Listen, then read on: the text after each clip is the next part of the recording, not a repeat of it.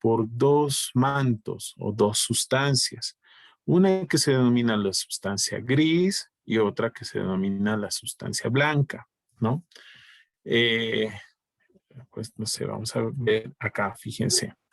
En el caso de la médula espinal, ¿no? La sustancia gris que está acá va a ser central, ¿no? Y va a tener una forma ahí bien bonita, que tiene forma de una H o de una mariposa, ¿bien?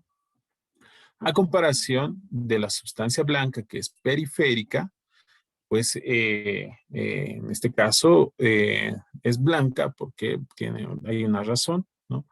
Que pues está constituido por las vainas de mielina que se encuentran en el axón, ¿no? Se llama sustancia gris, ¿por qué? Porque va a estar constituido netamente por cuerpos neuronales. Esta es una neurona, ¿no? Y este es un cuerpo. En el cuerpo de la neurona ustedes saben que están el núcleo y los organelos, que pues son bastantes, ¿no? Y sus ramificaciones dendríticas, dendro significa árbol, y estas puntas pues tienen sinápticos para que hagan conexión con otras neuronas, ¿no? Entonces, en la sustancia gris solamente encontramos los cuerpos neuronales, donde se producen las sinapsis, mientras que la sustancia blanca está constituido por esta porción de la neurona. Está constituido solamente del axón o eje, ¿no? Y estos pueden ser mielínicos o amielínicos, ¿no? Entonces, esta vaina de mielina le da esa apariencia, le da esa característica blanquecina al órgano del sistema nervioso central. Bueno, entonces acá no se produce sinapsis, no solamente la transmisión de la señal eléctrica de la neurona. Bien, solo acá en los cuerpos neuronales se produce la sinapsis y la transformación de la información, ¿no? Entonces, por eso es muy importante que nosotros tengamos un buen manto de sustancia gris en nuestro cerebro, por ejemplo, ¿no?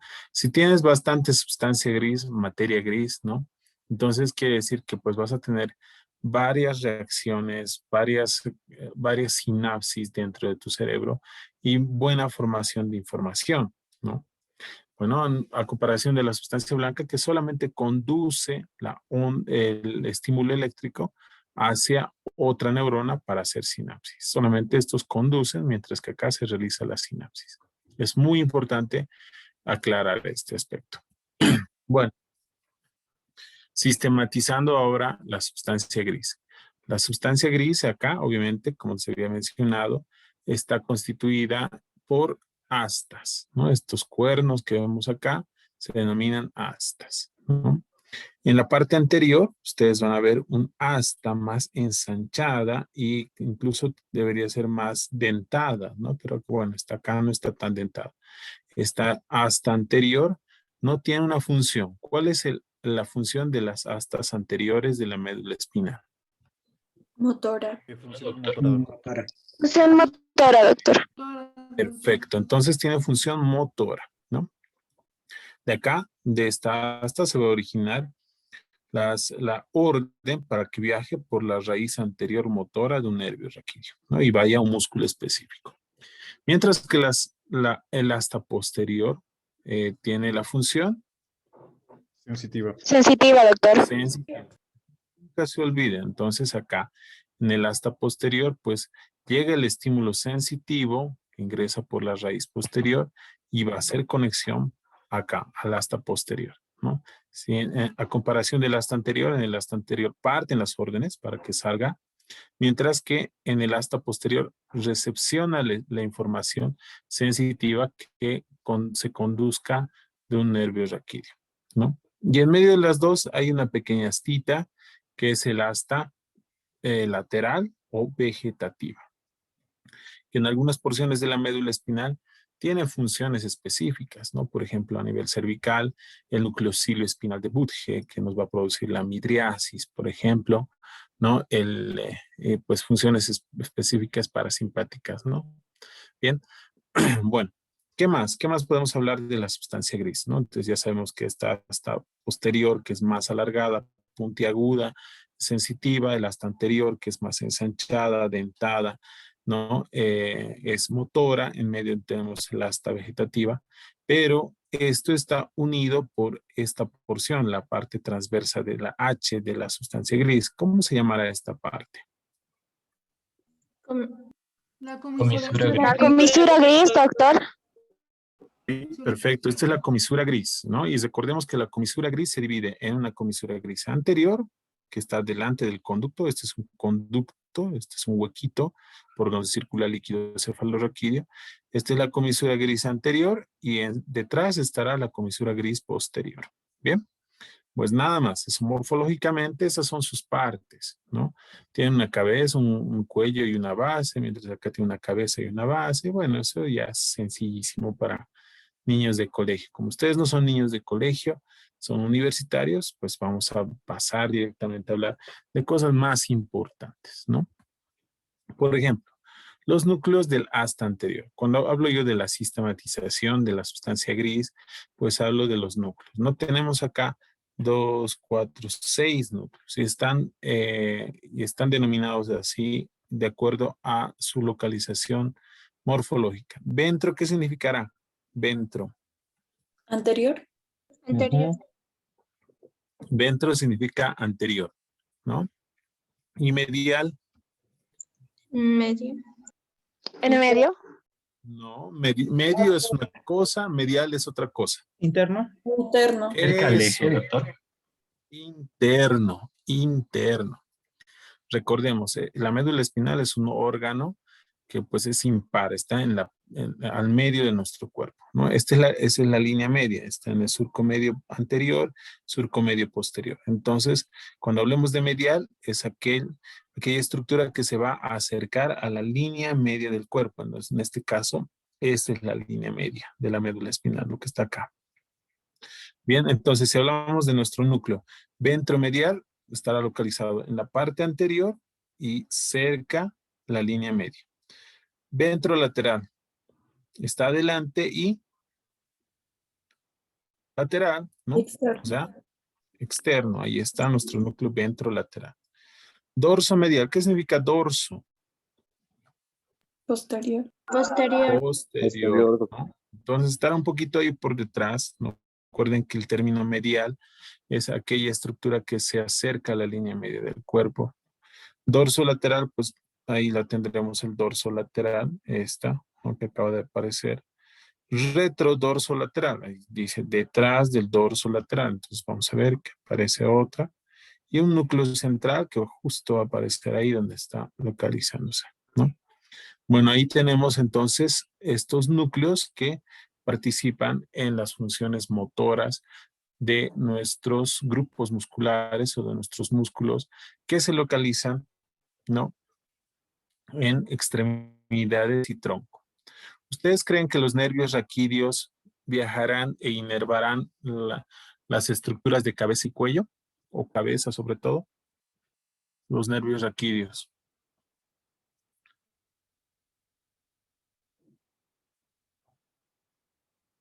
Pregunta. ¿Los nervios raquídeos inervarán las estructuras de la cabeza?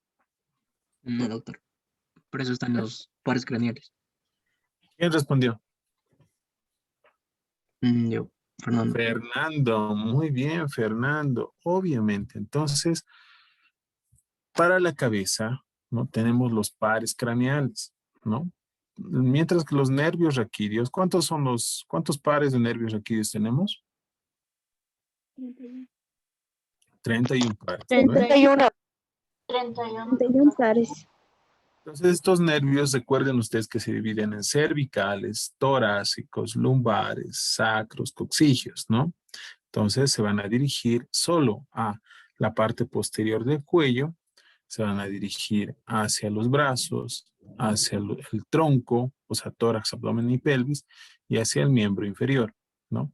Mientras que, como dijo Fernando, los pares craneales se van a dirigir a las estructuras de la cabeza, ojos, lengua, nariz, cara y boca, etcétera, etcétera.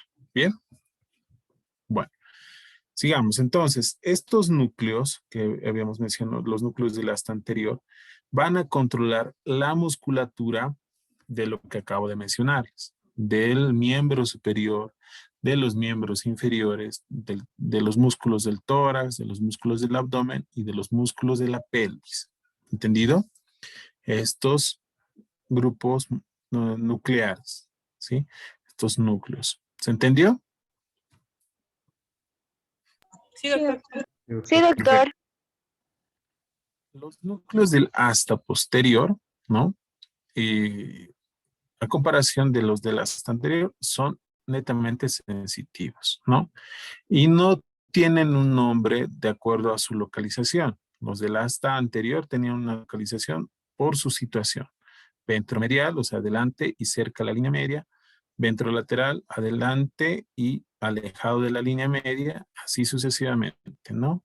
Mientras estos, los núcleos del asta posterior, pues tienen unos nombres un poquito más complicados que pues los han descubierto o los han denominado así por sus características, ¿no? Por ejemplo, este núcleo, el núcleo gelatinoso, ¿no? El núcleo gelatinoso. Hay un núcleo más que no está acá y que seguro lo han leído en su libro. ¿Cuál falta? ¿Qué núcleo falta acá en los núcleos del asta posterior? Marginal. El marginal, doctor. Marginal, doctor. El marginal, ¿no? El marginal de margen, porque está pues cerca de este borde, ¿no? Acá faltaría un núcleo más, que es el núcleo marginal, ¿bien? No está acá y hay una razón por la que no lo puse, ¿sí? Luego les voy a decir. Pero bueno, imagínense acá, cerca del margen, cerca del borde, porque se llama así el núcleo marginal, ¿no? Luego de eso tenemos, como les mencionaba, a este núcleo que está cerca, está en la cabeza del asta posterior, que es el famoso núcleo gelatinoso de... Rolando. Eso, de Rolando, muy bien, ¿sí? Y acá este tiene una función específica, ¿no? Que va a recoger cuando, se había mencionado que cuando ingresa un estímulo doloroso o térmico, calor o frío, ¿no? Entonces, este núcleo, el núcleo gelatinoso de Rolando, se encarga de que en este lugar, igual obviamente lo tenemos el núcleo gelatinoso acá, se produzca la segunda sinapsis, porque recuerden, la primera sinapsis se producía acá, pero si hablamos solamente de estímulos dolorosos y térmicos, ¿no? El núcleo gelatinoso de Rolando, sí, se encarga de, es la segunda estación neuronal de los estímulos dolorosos y térmicos. ¿Se entiende? Termoalgesia. ¿No ve? Bien. Otro núcleo, el núcleo propio. Ahí tenemos el núcleo propio. ¿Sí? Este núcleo, bien, está en relación con un tipo de tacto. ¿Sí?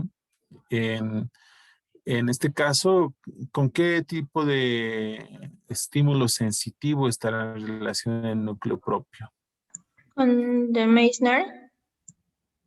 No corpúsculo, sino qué tipo de sensibilidad estará en relación al núcleo propio. ¿Táctil? Es táctil protopática. Depresión. Táctil, protopática y depresión. Muy bien. Bueno, ¿qué es el tacto protopático? ¿Qué es el tacto protopático? Tiene un sinónimo. ¿Cómo se llama? O grosero, doctor. Grosero o grueso, ¿no? Si hay tacto grueso, pues va a haber tacto fino, ¿no ve? Tacto fino, ¿sí? Nosotros, y es considerado un órgano sensorial, ¿no? El tacto fino, ¿no? Si nosotros, por ejemplo, percibimos a través de la mano, si, por ejemplo, digamos, una persona ciega, ¿no? Ellos leen a través de la mano, ¿no? Porque palpan estructuras y demás, ¿cómo se llama? El alfabeto Morse se llama, ¿no? Ese es, ¿no? O braille, perdón, no Morse, braille. Ustedes conocen el alfabeto braille? ¿Se ubica? Sí, Sí, doctor. Sí, doctor. ¿Sí? Bueno, ¿no ve? Incluso en los está en los celulares, está en la computadora, ¿no? Unos relieves, ¿no? Para que justamente las personas ciegas se ubiquen, ¿no? Qué es lo que están palpando, ¿no? Y eso es gracias a su tacto fino, ¿no? Tenemos receptores especializados para el tacto fino, ¿no? Y tenemos regiones en la piel del cuerpo humano que solamente encontramos tacto fino, ¿no? Obviamente van a estar en el pulpejo de los dedos, los receptores de tacto fino, en la palma, en el resto de la palma, pero más en los pulpejos, ¿no? En la palma, en la planta de los pies, ¿no? Es muy importante saber que obviamente en la planta de los pies tenemos receptores de tacto fino, ¿no? Ustedes van a ver que en las aceras hay unos adoquines con relieves, ¿no? Que pueden ser líneas, pueden ser redondos, ¿no? Obviamente no es para jugar, ¿no? Sino justamente es para las personas ciegas que obviamente saben que a través de la percepción, ¿no? Que ellos tocan con la planta del pie, pues saben dónde parar, cómo dirigirse, etcétera, ¿no? Los que no sabían, pues van a verificar eso en las aceras y es justamente para las personas ciegas. Entonces, el tacto fino encontramos en la planta de los pies, en la palma de las manos. ¿Dónde creen más que hay tacto fino? ¿En qué parte del cuerpo? Lengua. En los dedos. Ya dijimos los dedos. ¿En el rostro? Muy bien. Alguien dijo lengua, perfecto. Y labios. ¿Alguien más dijo labios? Yo. Muy bien, muy bien. Y solamente en la lengua y en los labios.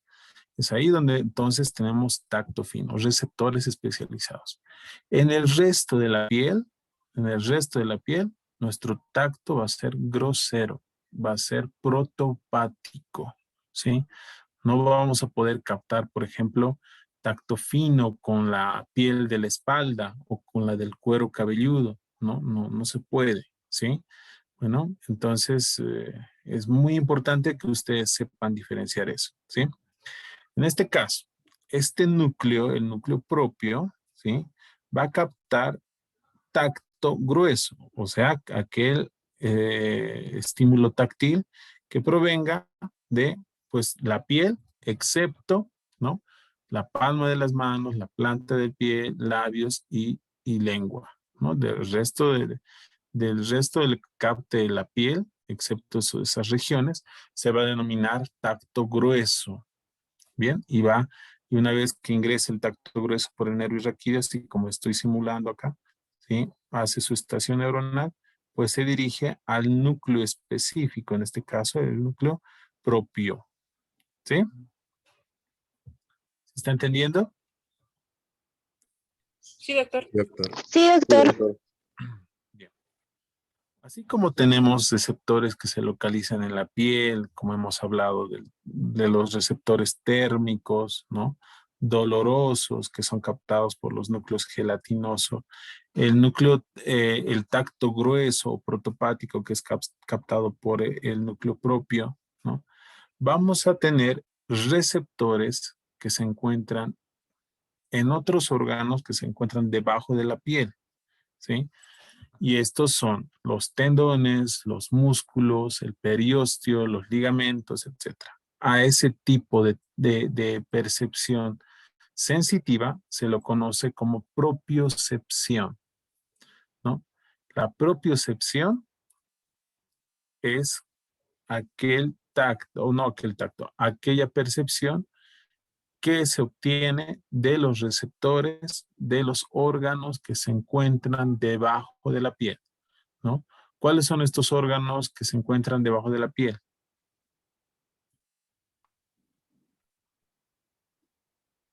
Músculos. Estómago. No, piel, o sea, debajo de la piel. Músculos. Músculos. Músculos, Músculos. tendones, ¿sí? Fascias, ¿no? Ligamentos, ¿no? Por ejemplo, ¿no? El periósteo, ¿no? Bueno, entonces, de esos tejidos ¿sí? Que están debajo de la piel, ¿no? Incluso el tejido celular subcutáneo, ¿sí? Debajo de la piel, tejido celular subcutáneo, tendones, músculos, huesos, ligamentos, ¿no? Cápsulas, etcétera, de las articulaciones, que también tienen receptores, no es que no tienen receptores, ¿no? Lo que captan esos receptores, ¿no? Lo que captan esos receptores de esos órganos, se los denomina propiocepción, ¿sí? Entonces, vamos a ver que no solo en la piel hay receptores, sino que pues otros órganos también tienen receptores y esos órganos profundos, ¿sí? Captan la sensibilidad propioceptiva, ¿no? Y la sensibilidad propioceptiva que se capta de tendones, tejido celular subcutáneo, músculos, ligamentos, periósteo, ¿no? Se divide en dos. La sensibilidad propioceptiva consciente y la inconsciente, ¿sí? Volvamos a repasar. ¿Qué es propiocepción? La sensibilidad de los órganos debajo de la piel. ¿Sí? ¿Cuáles son estos órganos? Los músculos. Músculos, tendones y encías. Músculos, tendones, ligamentos, huesos. Ok. Muy bien. Ok. Entonces, a eso se llama propiocepción. ¿Entendido? La propiocepción puede ser, ya les he dicho, de dos partes, de dos formas, una consciente y otra inconsciente. Aquella que puedes percibir conscientemente es, por ejemplo, digamos, el claro ejemplo, el reflejo rotuliano, el que han tratado de hacer ustedes en la práctica, es un tipo de sensibilidad propioceptiva consciente porque lo estás percibiendo conscientemente, ¿no? Cuando con el martillo de percusión golpeas el tendón, cualquiera, entonces lo estás percibiendo que pues están estimulando pues los receptores del tendón rotuliano, ¿no? Para que haya una respuesta. Pero ese es un tipo de sensibilidad propioceptiva consciente, ¿no? Otro, por ejemplo, digamos, el ejemplo que les ponía más antes, cuando caminas por la calle y te doblas el tobillo, ¿no? Y se estiran tus ligamentos, ¿no? Entonces hay receptores, terminaciones libres, que son receptores estos, no encapsulados, y que obviamente ese estímulo doloroso viaja hasta tu médula espinal y demás, ¿no? Produciéndote dolor, ¿no? Pero se obtiene de un tejido profundo, que son los ligamentos. Ese es un ejemplo de sensibilidad profunda consciente. Una fractura, por ejemplo, sensibilidad profunda consciente, propioceptiva, ¿no? Un estirón muscular, estás percibiendo, ¿no? Conscientemente un estirón muscular, ¿no? Te has desgarrado el músculo. Sensibilidad profunda o propioceptiva consciente. Estás consciente que estás percibiendo aquello. ¿Se entiende? Más o menos. ¿Sí? A ver, ahora, a comparación de lo que, de la otra, de la otra sensibilidad profunda inconsciente. La sensibilidad profunda inconsciente es aquello que no vas a poder percibir conscientemente, ¿no? Como dice su nombre, inconsciente, ¿no? Eso es, por ejemplo, la postura corporal que tú adoptes, ¿no? O los ademanes que tú hagas con la mano, con las gesticulaciones, etcétera.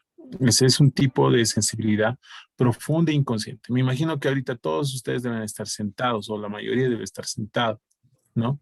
Entonces tus músculos, tus ligamentos, tus tendones, las fascias, todo aquello se acomoda gracias a tus receptores inconscientemente, ¿no? Para, pues para, para producir este tipo de sensibilidad, ¿sí? O alguien está percibiendo conscientemente este tipo de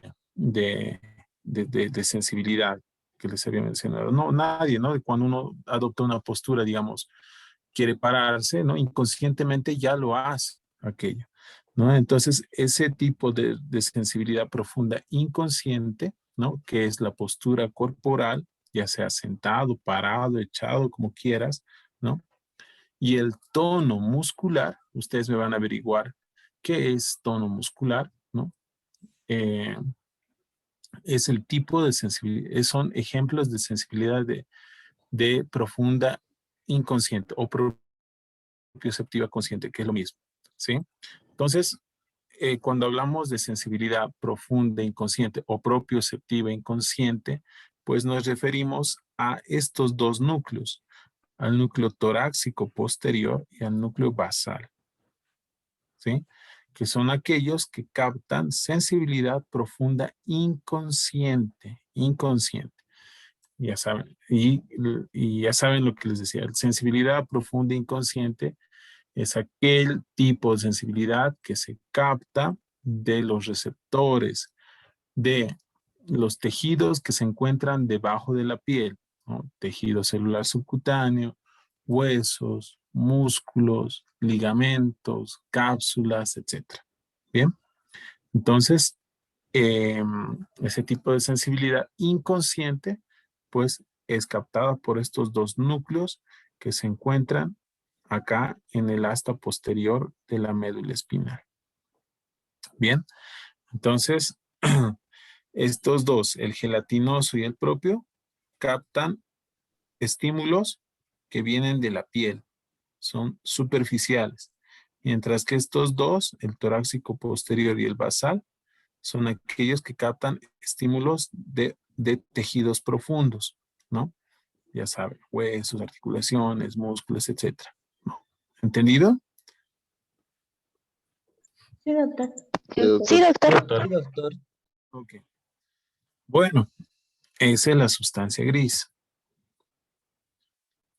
Bien, a ver. La sustancia blanca. Bien, vayamos a ver la sustancia blanca. La sustancia blanca, entonces, está obviamente, como les había mencionado, alrededor de la sustancia gris, ¿no? Y obviamente está dividida por cordones, ¿no? Acá, este es el cordón anterior, ¿no? El cordón anterior derecho, izquierdo, separado por el surco medio anterior. Y acá obviamente tenemos una comisura, la comisura blanca, ¿no? Y acá solamente hay una comisura, la comisura blanca, que no se divide en anterior y posterior por si acaso, porque esta línea debería ir a tocar la sustancia gris acá. Entonces solamente hay una comisura blanca acá en la parte anterior. Todo esto va a ser el cordón lateral, ¿no? Y acá en la parte posterior vamos a tener el cordón posterior, ¿no? Eso obviamente tenemos que conocerlo. Entonces, tanto en el cordón anterior, cordón lateral y cordón posterior, pues vamos a encontrar fascículos. Fascículos que primero que se van a dividir en dos. Unos que descienden, ¿no? Que van a ser todo lo que desciende va a ser motor, ¿sí? Y otros que ascienden. Y todo lo que asciende va a ser sensitivo, ¿no? Entonces, vamos a ver fascículos descendentes. Fascículos son pequeños conglomerados de axones, porque recuerden que la sustancia blanca está constituida de axones de una neurona, ¿no? Que van a descender, ¿no? Y hemos dicho todo lo que desciende. ¿Y de dónde desciende? De centros superiores, tronco encefálico, cerebelo, cerebro, etcétera, ¿no? Todo lo que desciende va a ser motor. Bueno, entonces vamos a ver que existen fascículos que se llaman así, piramidales y extrapiramidales, ¿no? Y hay otro fascículo, bueno, hay otro fascículo que van a ser los fascículos ascendentes que van a ser sensitivos. Bien, vayamos a ver los fascículos descendentes motores.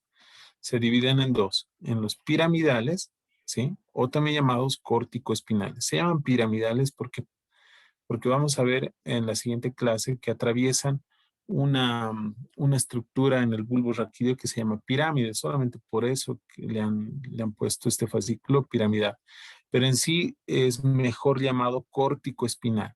Es mejor llamarlo así, córtico espinal. ¿Por qué?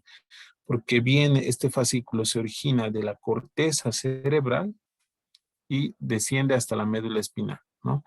Entonces, ¿por dónde va a descender? Hay un fascículo que va a descender, ¿no? Obviamente este es un corte de la médula espinal, ¿no? Y ese fascículo córtico espinal que viene de la corteza cerebral hasta la médula espinal se divide en dos, en un fascículo directo y otro cruzado. Entonces ahí tenemos el fascículo directo en el cordón anterior de la médula espinal y el fascículo cruzado que lo vamos a encontrar en el cordón lateral de la médula espinal, ¿no? ¿Qué quiere decir directo y cruzado? ¿No? Que a medida que va descendiendo el fascículo directo, pues sigue su mismo trayecto sin entrecruzarse, ¿no? Mientras que el cruzado, a medida que va descendiendo, pues se entrecruza. Recuerden que en neuroanatomía todas las fibras o el 90% de las fibras se entrecruzan. ¿Qué quiere decir? Que las que están viniendo del lado derecho pasan al lado izquierdo y viceversa, ¿no? Las del lado izquierdo al lado derecho. Hay un entrecruzamiento. Entonces, este fascículo piramidal tiene esos dos tipos de fascículos. Uno que pasa directo, que es muy poquito del contingente de fibras, ¿no? Y el cruzado, que es el más grande, ¿no? El que va a cruzar al lado contralateral porque es así, ¿no? Porque se entrecruzan las fibras. Bien. Entonces, ahí tenemos los dos fascículos, directo y cruzado del fascículo piramidal o córtico espinal. Los fascículos extrapiramidales vienen de núcleos específicos del tronco encefálico. En este caso, el núcleo tectal, que viene, este núcleo tectal vamos a encontrarlo en el mesencéfalo, ¿sí? Y que desciende desde el mesencéfalo, específicamente en el núcleo tectal, hasta la médula espinal. Y ese fascículo que está descendiendo del mesencéfalo, pues tiene que pasar por el cordón anterior de la médula espinal. Acá está. Este es el fascículo tectoespinal. Hay otro núcleo igual que viene también de mesencéfalo, el rubro espinal. Rubro significa rojo, ¿sí? El núcleo rojo. Recuerden, el núcleo rojo, vamos a estudiarlo en mesencéfalo, igual es un núcleo que desciende, pero va a descender por el cordón lateral de la médula espinal, ¿no? El fascículo vestíbulo espinal se origina de los núcleos vestibulares, que son 4, que en este caso esos núcleos vestibulares se localizan en protuberancia o puente y descienden por la médula espinal por el cordón anterior, ¿no? El fascículo retículo espinal, este núcleo reticular, lo encontramos tanto en bulbo, protuberancia como en mesencéfalo y también va a descender de ese núcleo, del núcleo reticular, a la médula espinal por el cordón lateral, ¿no?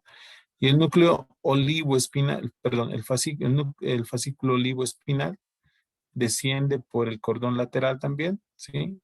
Y parte del núcleo olivar que se encuentra en la médula oblonga o bulbo raquídeo.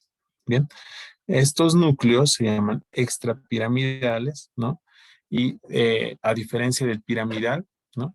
Es que estos son los fascículos piramidales son fascículos que programados, se podría decir, cuando nosotros, por ejemplo, queremos programar algún movimiento, ¿no?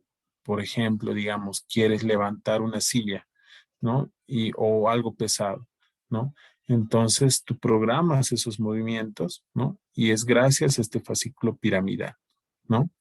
Mientras que los extrapiramidales son aquellos movimientos ya aprendidos, que desde el nacimiento, obviamente, tú pues naces incluso con algunos de los movimientos extrapiramidales ya innatos, ¿no? Por ejemplo, una función extrapiramidal, ¿no? Será, ¿cuál es el primer movimiento que creen de supervivencia que tiene un recién nacido? De supervivencia. Respirar, doctor. Ya. ¿Qué más? ¿El llanto? Llorar. ¿Llorar? El llanto, doctor, cuando le dan La succión. guiada. La Succión. succión. La succión. Muy bien, la succión. Niño que no lacta, niño que se muere. ¿Sí? ¿Entendido? Bueno, entonces para alimentarse tiene que succionar. ¿Y quién le ha enseñado a succionar al niño? Nadie. Es un reflejo innato con el que nacemos, ¿no? Una función extrapiramidal con la que nacemos, ¿sí? Que el niño, si tú lo pones en la panza de la mamá, ¿no? Ese niño va a buscar así como perrito, ¿no? La teta de la mamá y va a empezar a lactar, ¿sí? Eso lo van a comprobar ustedes, ¿no?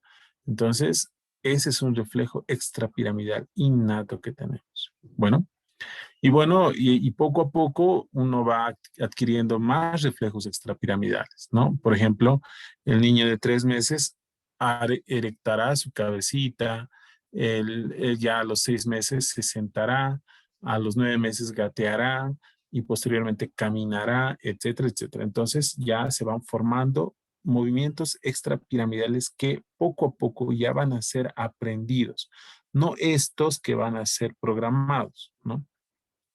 Por ejemplo, muchos de nosotros tenemos aptitudes extrapiramidales que otros no tienen.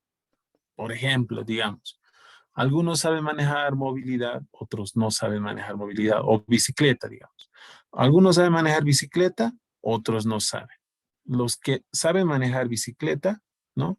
Ya tienen funciones extrapiramidales aprendidas, ¿no? Están funcionando sus funciones extrapiramidales, ¿no? Para el que está aprendiendo a manejar bicicleta, pues utilizará su fascículo piramidal, programará sus músculos, etcétera, ¿no? No sé si me entienden.